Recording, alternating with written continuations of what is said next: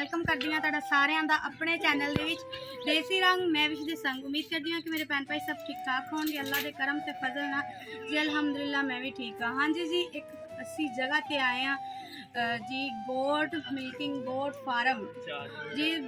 आए सी वीडियो बनाने वास्ते, लेकिन जो ਅਸੀਂ ਵੇਖਿਆ ਇੱਕ ਨੌਜਵਾਨ ਨੂੰ ਪੱਠੇ ਪਾਉਂਦਿਆਂ ਤੇ ਅਸੀਂ ਇਹਨਾਂ ਕੋਲ ਪੁੱਛਿਆ ਜੀ ਤੁਸੀਂ ਮਾਸ਼ਾਅੱਲਾ ਬਹੁਤ ਜ਼ਿਆਦਾ ਪਿਆਰੇ ਹੋ, ਬਹੁਤ ਜ਼ਿਆਦਾ ਖੂਬਸੂਰਤ ਹੋ, ਫੀਟ ਹੈਂਡਸਮ ਹੋ, ਕਿ ਬੱਕਰੀਆਂ ਨੂੰ ਨੌਕਰੀ ਸ਼ੋਕਰੀ ਕਿਉਂ ਨਹੀਂ ਕੀਤੀ। ਤੇ ਜੀ ਹੁਣ ਤੁਹਾਨੂੰ ਦੱਸਦੇ अस्सलाम वालेकुम। ਕੀ ਨਾਮ ਹੈ ਭਾਈ ਜੱਟ ਤੁਹਾਡਾ? जी मेरा नाम अब्दुल रहीम है। ਅਬਦੁਲ ਰਹੀਮ।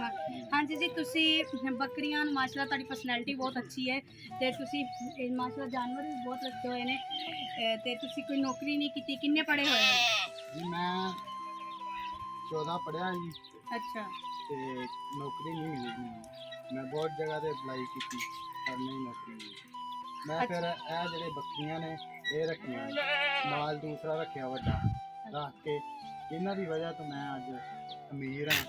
ਮੈਂ 2 ਕਿੱਲੇ ਜ਼ਮੀਨ ਵੀ ਲਈ ਇਹਨਾਂ ਦੀ ਵਜ੍ਹਾ ਤੋਂ ਤੇ ਆਉਣ ਵਾਲੀ ਮੈਂ ਦੂਸਰਿਆਂ ਨੂੰ ਵੀ ਗੁਜ਼ਾਰਿਸ਼ ਕਰਨਾ ਕਿ ਬੱਕਰੀਆਂ ਰੱਖੋ ਤੇ ਜਿਹੜੀ ਪੜ੍ਹਾਈ ਛੜਾਈ ਹੈ ਨਾ ਇਹ ਛੱਡ ਦਿਓ।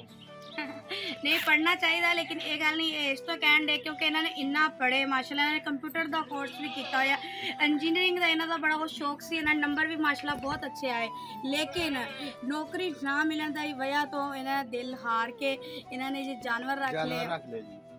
अच्छा जी, तुहाडे कोल इस टाइम कितने जानवर आ? इस टाइम जानवर 100 तो ज़्यादा ही है जी। 100 तो ज़्यादा। अच्छा, तुसी ईद दे कोलों ही बेचदे हो जानवर के पहले भी सेल कर दे हो? पहले भी सेल कर दी थी मैं ते ईद दे लागे जाके भी सेल करी।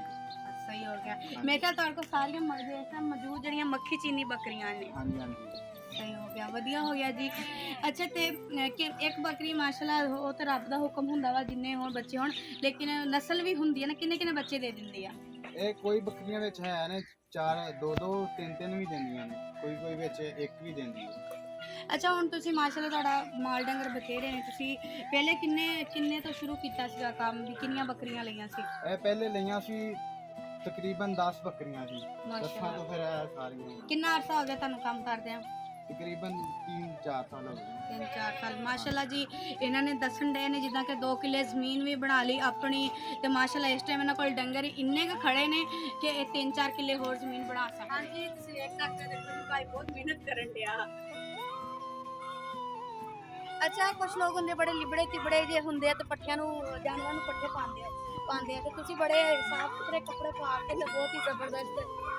ਬਸ ਅਸੀਂ ਇਹ ਨੌਕਰੀ ਆ ਮੇਰੀ। ਨੌਕਰੀ ਹੈ ਨਾ, ਪੜ੍ਹਾਈ ਤੋਂ ਤਿਆਰ ਹੋ ਗਏ। ਸਹੀ।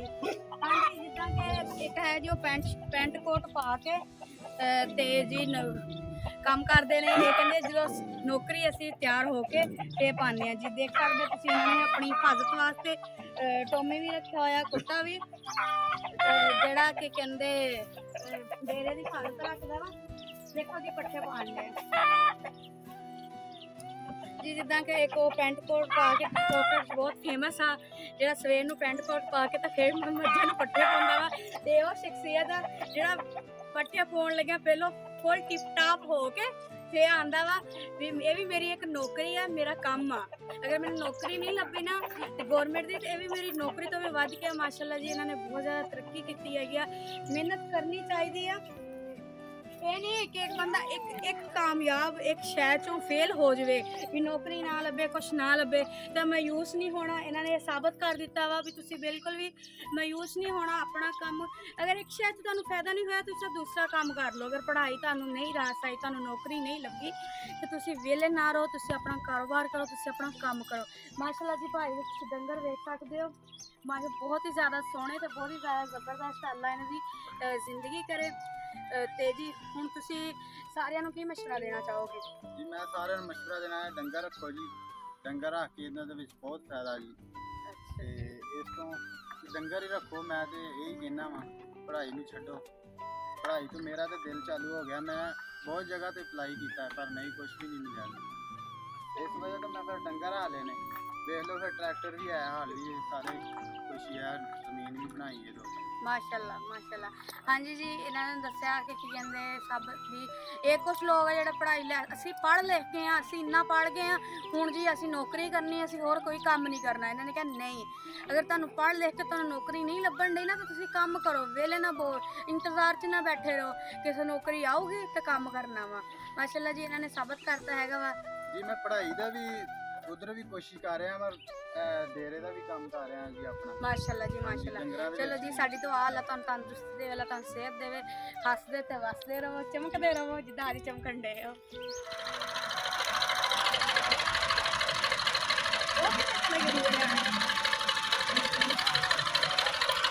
ਹਾਂਜੀ ਜੀ, ਆ ਬੱਕਰਾ ਜਿਹੜਾ ਹੈ ਇਸ ਟਾਈਮ ਆਪਾਂ ਫੜ ਕੇ ਖੜੇ, ਇਹ ਕਿੰਨੇ ਕ ਦਾ ਹੋਣਾ ਵਾ?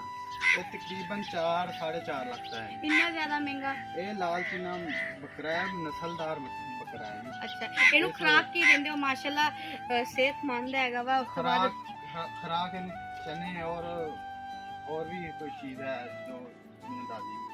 अच्छा, चने हो गए, बादाम हो गए, पिस्ते हो गए। अच्छा जी, ਇਹਨੂੰ ਖਿਦਮਤ ਕੀਤੀ ਜਾਂਦੀ ਹੈ? हाँ जी, ਇਹਦੀ ਖਿਦਮਤ ਬਹੁਤ ਕੀਤੀ ਜਾਂਦੀ, ਫਿਰ ਇਹ ਤਿਆਰ ਹੁੰਦਾ ਜੀ। ਮਾਸ਼ਾਅੱਲਾ।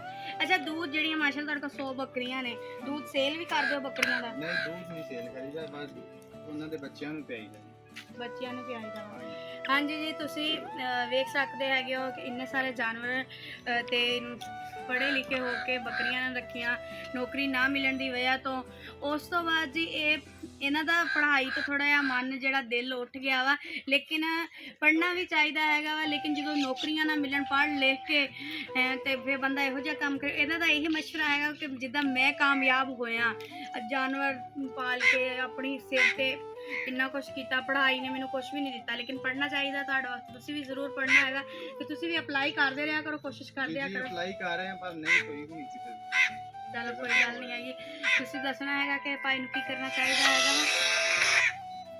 ਤੁਸੀਂ ਦੱਸਣਾ ਵੀ ਭਾਈ ਨੂੰ ਕੀ ਕਰਨਾ ਚਾਹੀਦਾ ਹੈਗਾ ਵਾ।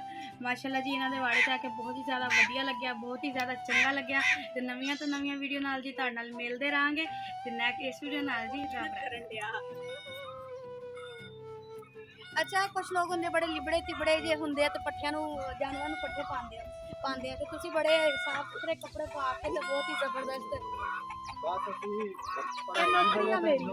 ਨੌਕਰੀ ਹੈ ਨਾ, ਪੜ੍ਹਾਈ ਤਿਆਰ ਹੋ ਗਏ। ਸਹੀ। ਹਾਂਜੀ, ਜਿੱਦਾਂ ਕਿ ਇੱਕ ਹੈ ਜੋ ਪੈਂਟ ਕੋਟ ਪਾ ਕੇ ਤੇ ਜੀ ਕੰਮ ਕਰਦੇ ਨੇ। ਇਹ ਕਹਿੰਦੇ ਜਦੋਂ ਨੌਕਰੀ ਅਸੀਂ ਤਿਆਰ ਹੋ ਕੇ ਇਹ ਪਾਉਂਦੇ ਹਾਂ ਜੀ। ਦੇਖ ਸਕਦੇ ਤੁਸੀਂ, ਉਹਨਾਂ ਨੇ ਆਪਣੀ ਹਿਫਾਜ਼ਤ ਵਾਸਤੇ ਟੋਮੀ ਵੀ ਰੱਖਿਆ ਹੋਇਆ, ਕੁੱਤਾ ਵੀ, ਜਿਹੜਾ ਕਿ ਕਹਿੰਦੇ ਡੇਰੇ ਦੀ ਹਿਫਾਜ਼ਤ ਰੱਖਦਾ ਵਾ। ਦੇਖੋ ਜੀ, ਪੱਠੇ ਪਾਉਣ ਦੇ ਜੀ। ਜਿੱਦਾਂ ਕਿ ਇੱਕ ਉਹ ਪੈਂਟ ਕੋਟ ਪਾ ਕੇ ਬਹੁਤ ਫੇਮਸ ਆ, ਜਿਹੜਾ ਸਵੇਰ ਨੂੰ ਪੈਂਟ ਕੋਟ ਪਾ ਕੇ ਤਾਂ ਫਿਰ ਮੱਝਾਂ ਨੂੰ ਪੱਠੇ